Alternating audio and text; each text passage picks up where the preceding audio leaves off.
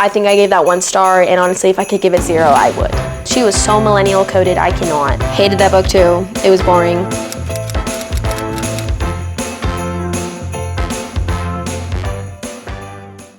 Hey, what's up you guys? Welcome back to the channel. It has been a minute since we've done a reading wrap up. So I'm about to tell you guys everything I read in the fall, but also in the month of August, because as far as I know, I did not wrap that up. We're just gonna jump right into it because I am filming a ton of videos today, so let's go. So first I started off reading the entire Caravel series by Stephanie Gerber, or Garber. I keep saying Gerber, but it's Garber. I loved the Once Upon a Broken Heart series, and I was like, okay, this is in the same universe, let me try it out. I read all 3 books plus the novella, which I do recommend you read. I listened to most of the books, but they are so good. They are just that really, really fun, cozy YA vibe.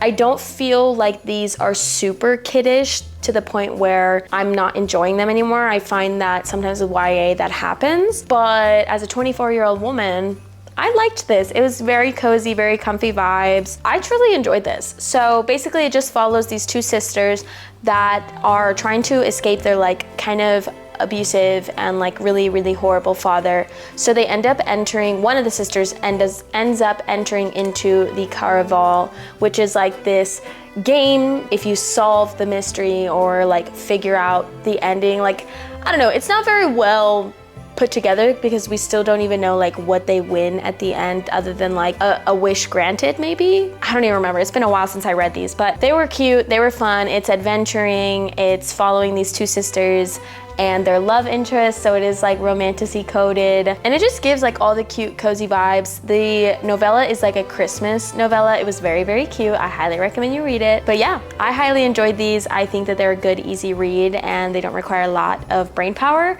which is kind of what I was looking for in the beginning of August. Okay, also in the month of August, my book club and I decided to pick up In My Dreams I Hold a Knife. This, I don't really remember much about this. I'm gonna be honest with you. I think I might have rated this 2 stars. I rated this 2.75 stars. This is not true. I would rate this a 2-star book, if that, because I don't remember anything that happened in this book. I think it's like a group of college kids who were like friends in college, and then they like stopped being friends, and now they're like going to their high school reunion and they're like kind of remembering. We're getting like flashbacks of like what happened because one of the members of their friend group dies and is like brutally unalived at college, and then we figure out who done did it, and I don't even remember who done did it. It was very not memorable, it was very boring, and I hated every single person in this book. They were all extremely insufferable. Like, it was just reading like very annoying college-aged kids acting like children. Not a big fan. Apparently I give this 2.75 stars. I'm gonna go ahead and knock that down to 2 stars. Also in the month of August, I finished up Abby Jimenez Just for the Summer. This is one of those books I picked up probably like 2 years ago, and I was like, man, I really want to know what the vibes are about Abby Jimenez, and I loved it. It was so cute. It was very, very real life, real story coded. It follows the female main character Emma and Justin, who meet because of a Reddit thread that is talking about how he thinks he's cursed because every single time he dates a girl, after they break up, they end up finding like their husband, and it's just kind of like, he's kind of like the good luck charm, and Emma's also kind of just like, yeah, not looking for much in a relationship, but the same thing has happened to her a couple times. So they get to talking on Reddit, and then he ends up telling her where he lives, and because she's like a traveling RN, she decides to go to where he lives, which I don't even remember where it is. Basically, she moves to the same town, and he's going through some really, really hard family stuff because his mom is going to go to jail for a very long time, and he's gonna be left to take care of like his little siblings.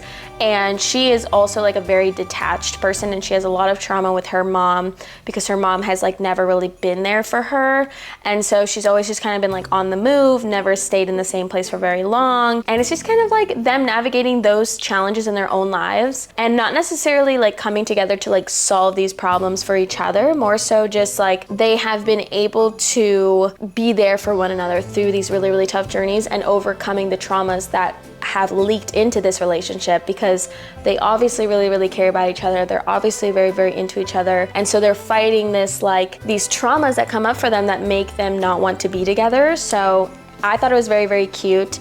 I gave this 5 stars. I think now I would probably rate it like a 4.5, but it was a very, very good romance book. Highly recommend it. It's a very easy, beachy read, obviously. Okay, the next book I read, I listened to on audio, but I actually really liked it. So this was Pretty Girls by Karen Slaughter. It is like a thriller suspense novel. I'm gonna tell you there is a lot of sexual violence in this book. So if that's not your thing, I don't recommend you read it because it is chock full of it. Basically, the female main characters, we get both of their perspectives in the beginning.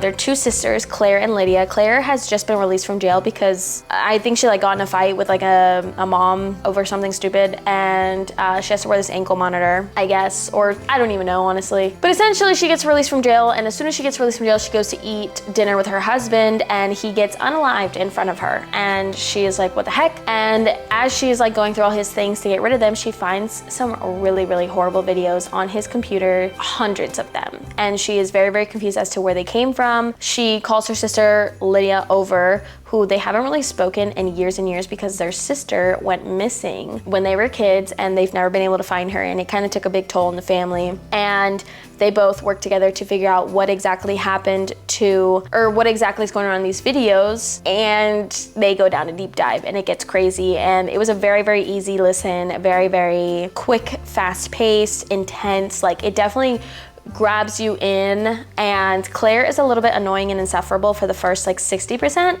Towards the end, she gets a little bit better, and Lydia is just like an okay character. Mostly this is a very plot-driven book. I wouldn't say that the characters are very deep or important to me, but the plot was extremely interesting. Check your trigger warnings. This has very graphic content, and it is unsettling, to say the least. I gave this a 3 stars. I feel like it is a 3 stars. I thought it was pretty good, so I recommend if you guys want like a spooky suspense thriller novel that is going to make you hate men even more and question everything in the world around you. Okay, next I read the second book in the Wicked Games duology by Kaylee Smith. I really, really liked Phantasma, which is the first book, and this follows Ophi's sister, Genevieve. So after what happens in Phantasma, Genevieve is kind of like wandering around trying to do some investigative work so she can figure out something, and she comes across an invitation, or she gets invited by one of her mother's old friends to come to the estate that he lives at and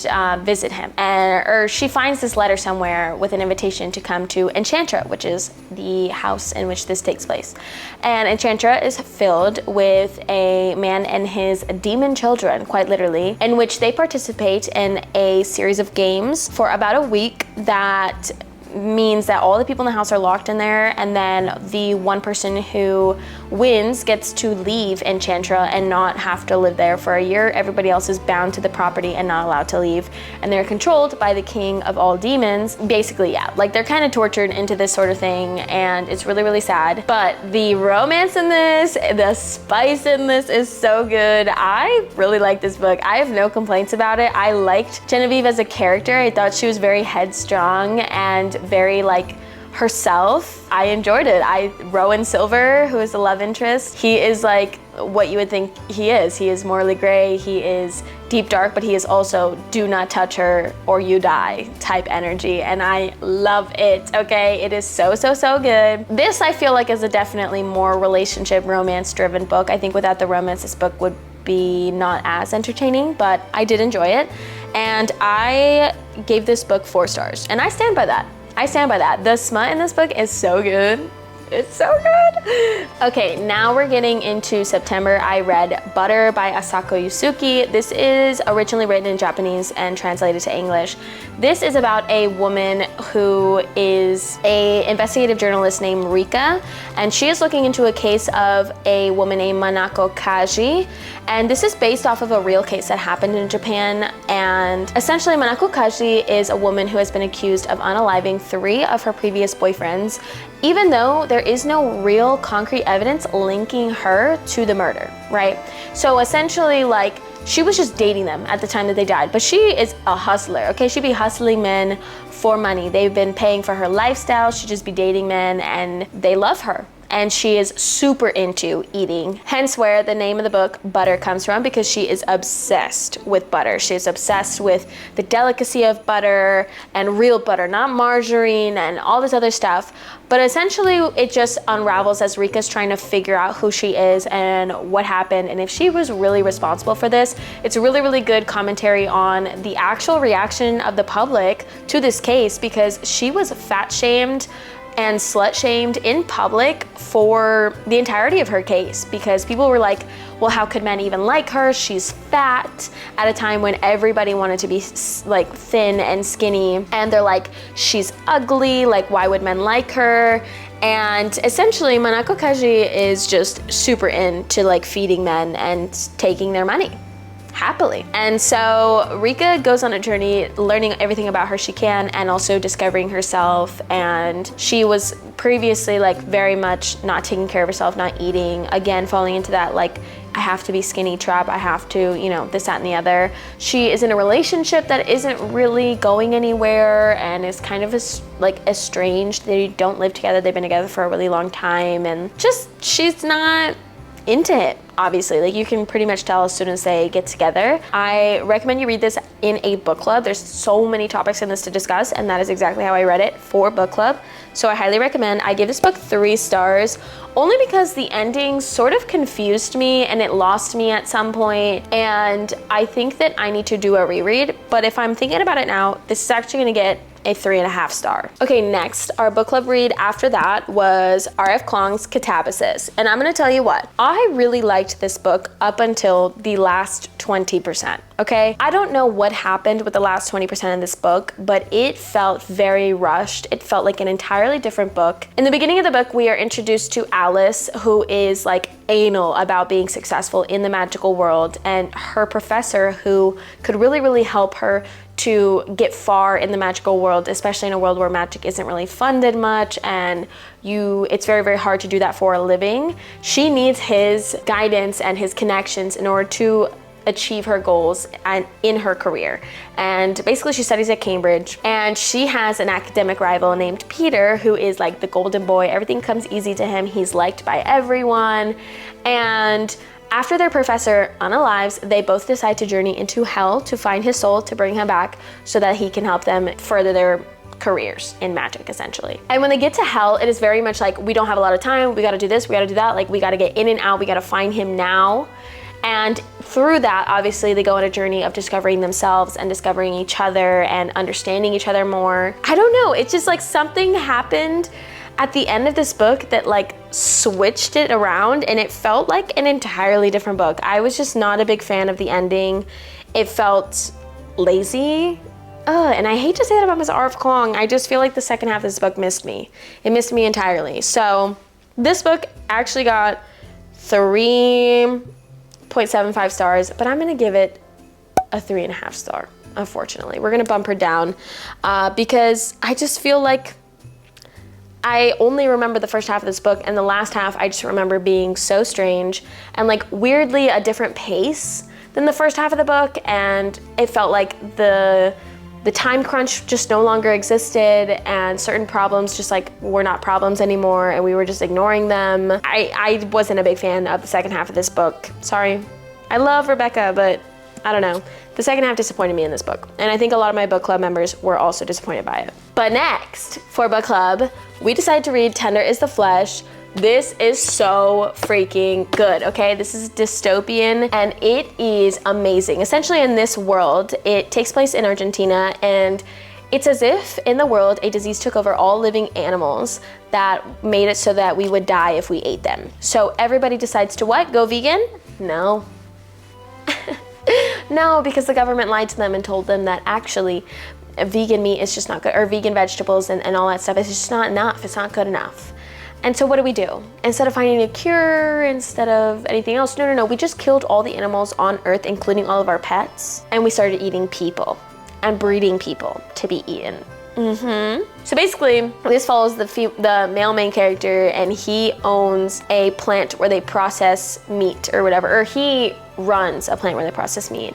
And because he is like high up and kind of like in the know, there was a customer of his that kind of like messed up an order or something like that. And as an apology so that he couldn't get in trouble, he gives the mailman character, which I don't even remember his name. Is it Marcos? Okay. He gives Marcos a head, which is what they call the people that they end up and eating. Yeah, he just drops her off. Oh, and by the way, they rip out their vocal cords so they can't speak. And yeah, and he has to figure out what to do with her. And he's also going through a ton of like traumatic things. His dad is really, really sick. He has Alzheimer's. He's in the hospital. He's in like a care facility. And his relationship with his sister is very estranged. And his wife just left him because they lost a child together, and it's very, very heartbreaking. And it is a short but good read, man. This is so good. Again, one of the best books I've read this year. I gave this 4.5 stars. Honestly, I think I'm gonna have to change that to 5. I think that this is one of the best books I've read this year. I really, really like it. It is extremely disturbing and pretty graphic at some points, but I think it's so important because there's so much commentary in here over how we treat women, how we treat other people, how we interact with one another in times of need and greed and just corporate greed, capital. Like, it is a commentary on just about everything, and it's so, so, so good. Okay, next I tried to pick up Bewitched because I was like, okay, my friend Kaden told me this is really, really good. I'm sorry. I stopped about 40, 50 pages in. I just couldn't. I don't even remember. It was like the female main character wants to be a witch, but she loses a memory every time she uses her power, so she's like dumb. And she's very quirky, and she like leaves herself sticky notes everywhere, and she goes to this magical place where she wants to go study, where her bestie studies at, and they won't let her in because they're like, girl, you're kind of dumb, and like blah, blah. And she's like, no, you have to let me in. Mind you, this is like her 5th time trying to get in. And finally this old lady kind of like takes pity on her and is like, okay, if you can find a familiar, which is a magical animal, and if you can go on a better magical quest, because her magical quest that she wrote an essay about just like wasn't good enough, I guess, then we'll let you in. And essentially she's like, oh my god, finding familiar is so hard. I don't know how I'm gonna do it. I've never been able to do it. And then the first 20 pages she finds a familiar because her plane that she booked while she was wine drunk one night, and like it was decided that sober me would figure out how I was gonna pay for it. Yeah, I'm sorry. I hated it. It's a DNF, and I don't even think it's a soft one. I think it's a hardcore. I'm never picking this up again. I'm so bored. I hate the writing. I hate the female main character. She is insufferable and annoying, and I was trying to be nice about this because my friend recommended this to me. I can't. It's a no-go. It was a DNF. It gets no rating because I did not make it past 50 pages, and I will not be making it past 50 pages. And this will be going into my little free library because no. Next, I do not have the physical of this book because I refuse to buy it. I will not be giving this author any money because this was trash, and that is The Tenet by Frida McFadden. I absolutely hated this book. I hated the male main character's inner monologue. I hated everything about it. It felt very lackluster. It felt rushed. There was not good prose or writing at all whatsoever. I did not feel, not even once, a little bit anxious or suspenseful about the plot of the book. I knew what happened. I pretty much guessed it about 60% of the way through. I like had some guesses, but I like kind of figured out what was gonna happen. And then at the end we had this like extra bonus plot twist, and it just kind of felt lazy, boring. Don't know. Essentially it follows this like guy who works in VP of marketing, and he gets fired randomly one day for leaking company secrets, which he's like, I didn't do it. And his boss is like, yeah, right, I have receipts, bye. And he blacklists him from working in any like big reputable marketing companies. And he lives in New York City in a brownstone home, which he bought with his fiance, and he can't afford the brownstone anymore, so they end up taking a tenant. And then after they start taking this tenant, his life just spirals into like downward motion. Like, he can't find a job. He finally finds a job. It's a shitty job. This tenant is pissing him off because she's eating his cereal and using all of his shampoo. I don't know. And it just becomes like this whole thing, and I don't even really remember anything else about it, and it was so bad. And that's the first Frida McFadden book I've ever read. I do own another one. It's up there somewhere. It's called The Locked Door. Honestly, that might just go straight to my free little library because I haven't heard the best things about her from anybody who reads a ton, and especially like a ton of thriller. And I'm not an enjoyer of that book. And people keep telling me that's not her best book, that's not her best book. And I'm like, okay, but when you're pumping out books every 3 months, which books could really be your best books? Just a question. I think I gave that 1 star, and honestly, if I could give it 0, I would. This coffee is too damn good. I'm good at making coffee. I don't even like coffee out my house. I don't like coffee ever, unless I make it. It's so good when I make it. All right, y'all. All right, let's get back to it. Where were we at? I think we were talking about Bewitched and how it was a bad book, and I hated it because I did. Oh no, we were talking about The Tenant. Hated that book too. It was boring. Okay.